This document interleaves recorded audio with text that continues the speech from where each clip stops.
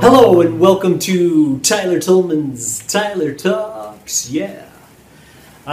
This week we're going to be talking about erectile dysfunction. And Francis from Huntington Beach asks the question, what about erectile dysfunction in young men? So that's a really good question. Now, I'm not exactly sure how young you're talking about. If it's too young, maybe they're just not ready yet.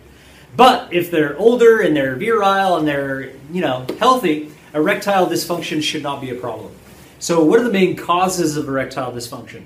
Well, I think if you were to look online, you'd probably find things like it could be circulatory problems. So the circulatory system's not optimal. It could be high blood pressure. It could be heart disease. And I want to talk about what I think is attributed to those types of things. It could be anxiety. People that are worried or afraid of maybe sexual encounters, maybe they don't have a lot of confidence. Could be if you're not confident, you're like, anxiety, can't get it up because you're too worried about other things. So we'll talk a little bit about that. And it could also be like a hormonal imbalance. It could be low levels of testosterone. There's a whole plethora of reasons why you might have erectile dysfunction.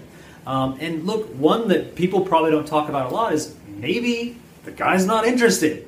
Maybe that's what it could be. A lot of times I think people get into relationships, the guy becomes disinterested, maybe he's not turned on by the woman, maybe there's not a polarity that exists between a male and female energy, maybe the woman is very male dominant and that turns him off, or maybe he's very, whatever. I think you know what I'm talking about. So if there's just not that synergy to get a man excited, maybe it's just not going to be there.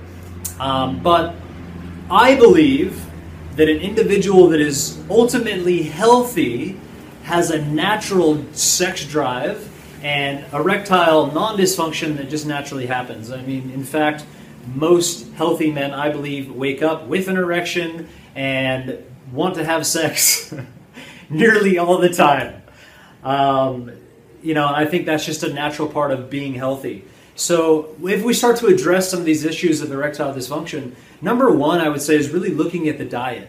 I personally believe that having too much fat in your diet, too much cholesterol in your diet, not enough fiber, not enough phytonutrients, and even electricity from fresh whole foods tends to cause high blood pressure, tends to lead to potentially heart disease, maybe is not working best with circulatory system.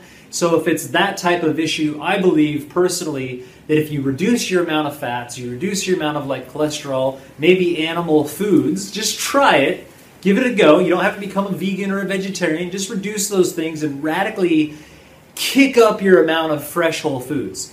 Now there is something that we talk about called the doctrine of signatures. Doctrine of signatures is signs in nature. So I believe that if you look at a watermelon, it's 93% water. We call this thumping the old melon. It's good for your brain. Carrots, you cut them open. It looks like the eyes. Good for your eyes. Tomatoes, the size of your heart. It's red. It has 4 chambers. Lycopene, #1 heart food in preventing heart disease and other things. Celery looks like the bones. Snaps like the bones. 21% sodium, just like the bones.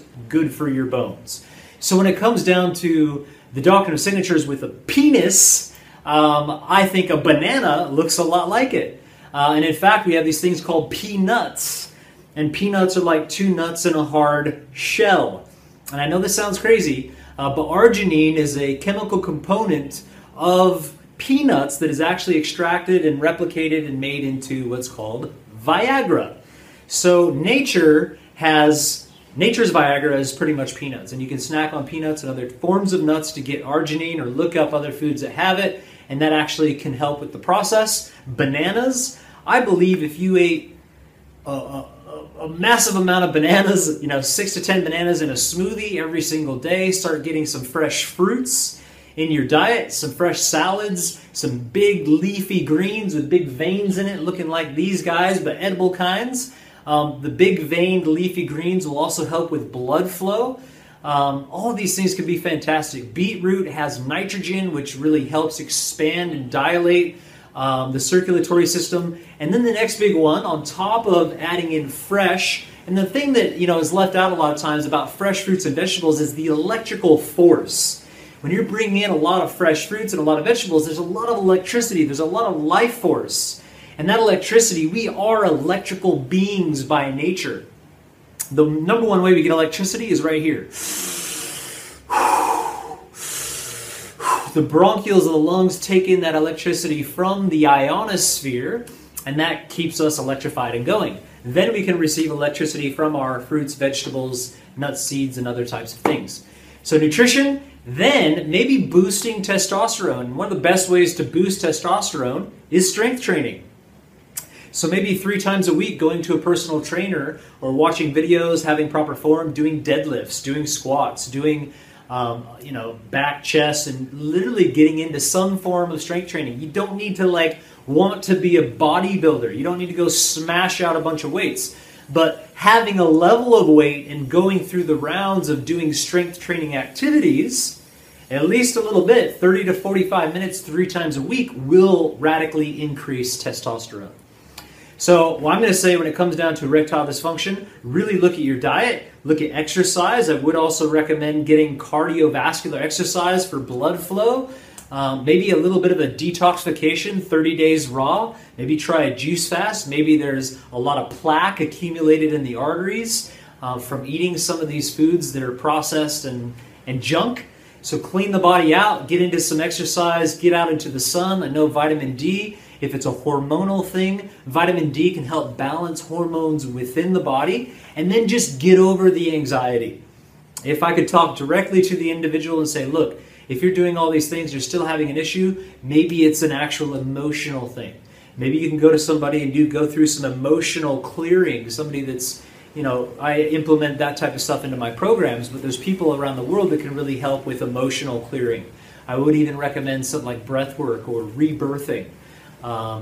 And really figuring out what the issue is. Because maybe there was a traumatic experience that happened in your childhood that had something to do with something of the other gender, and now there's some anxiety that exists, and clearing that out can be fantastic.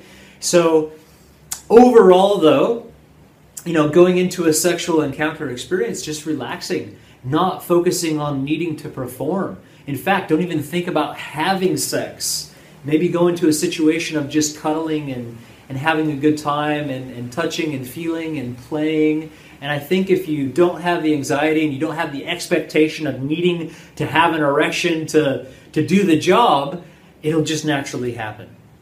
So that's my video on erectile dysfunction. I think it comes down to emotional, comes down to hormonal, comes down to nutrition, comes down to blood flow and all these types of things. And if you can really hit that, give yourself a 30 to 60 day process of really working on yourself. It'll be better for all other areas of your life as well. I have a program called the 30-Day Adventure. You could get on that, eat on some Pulse, eat some fresh fruits and some salads for 30 days. You'll be freaking rocking!